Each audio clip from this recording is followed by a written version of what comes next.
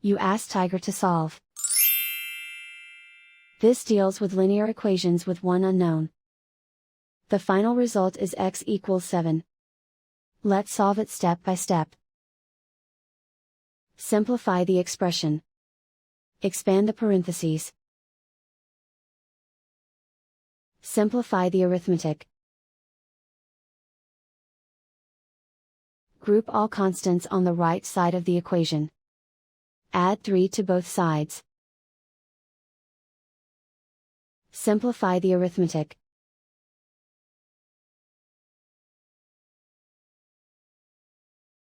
Isolate the x. Divide both sides by 3. Simplify the fraction. Find the greatest common factor of the numerator and denominator. Factor out and cancel the greatest common factor. And so the final result is x equals 7.